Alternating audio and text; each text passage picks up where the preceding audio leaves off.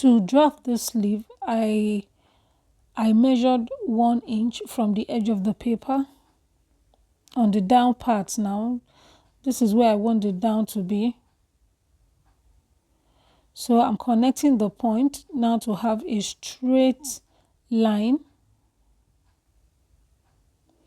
and from this line I'm going to be measuring 12 inches upward and mark. So from this very point that I just marked, I am going to measure the remaining space I have. So I have like about 7 inches. So I'm going to just make use of everything from the top edge down to the line I measured. So now into the pattern from this edge, this is going to be a folded edge. So I will be measuring my bicep measurement divided by 4 plus 3 inches. Now because this sleeve is has, is a puffy sleeve and also has plenty allowances, on it. So that's why I added 3 inches. So from this top edge now, I'm just connecting to the point and I'm bringing it down. So don't forget that the down part, this line, the line here, you're going to add 1.2 or 1.5 or 2 inches to the bicep measurement divided by 4 plus 3 inches. I hope you understand. So I am cutting out right now and also adding little allowance on it. I just want something big, and that's why I'm just adding the allowances I feel I should add to make my sleeve big. Okay.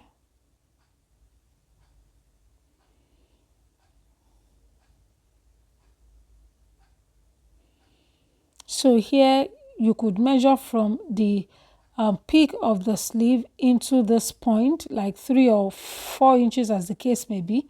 I didn't, take any measurements. I just, spotted it and I'm marking right now.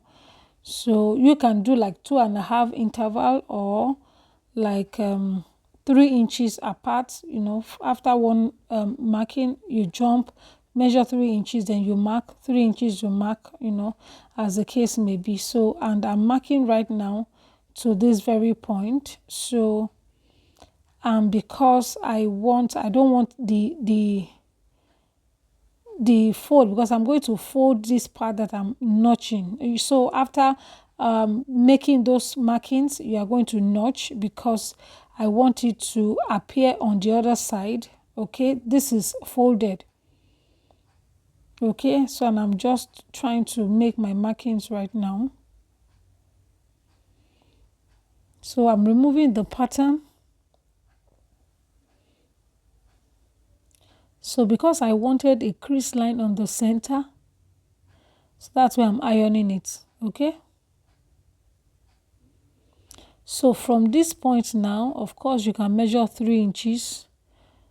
You measure 3 or 2.5 as the case may be. So, but here in my case, I'm measuring 3 and 3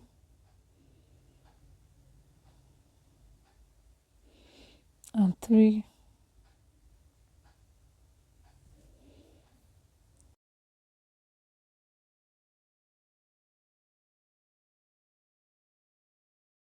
So this point now that I'm making, I'm going to be twisting. So I'll be showing you how to do the twisting. So here I have done the marking on the 2 sleeves. You can see.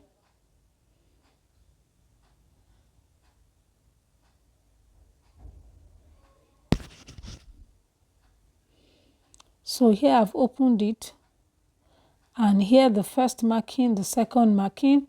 So I jumped the first marking because I felt it was too close to the peak, the peak of the sleeve.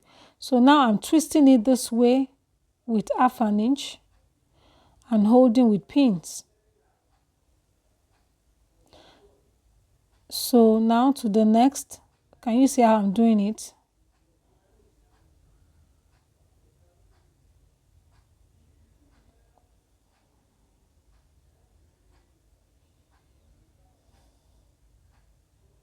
So I don't know if it's the word twist I should use or maybe lapping. I don't know the word, but just see, just look, watch the way I am doing it.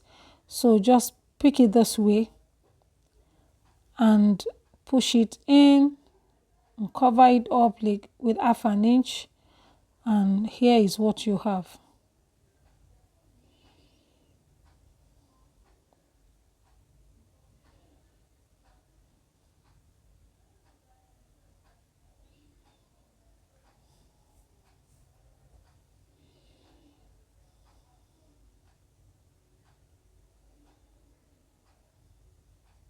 So I think I'm done. Okay, so I have like four spots there. So this is the effect it's giving me. Can you see? So now for the fold on the edge, the other edges of the paper, sorry, of the sleeve I mean. So just pick the spot here, this notch, pick it up, fold it this way and fold over 3/4 of an inch. You can fold over 1 inch if you want and pin.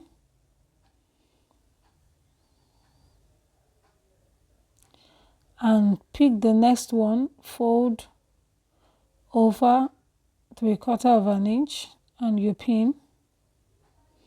The third one you do the same. You do the same here as well.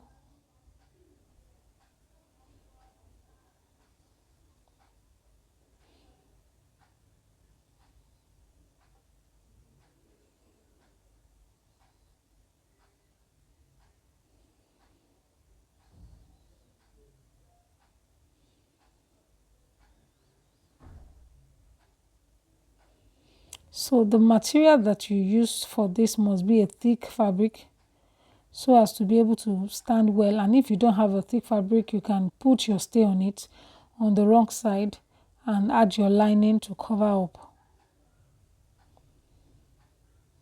And here I am folding this on the wrong side. All these things is being done on the wrong side, okay? So here I'm going to just overlock the edge, okay, and stitch each of the folds here, as you can see. And I will stitch this one, you know, I'll stitch it down each.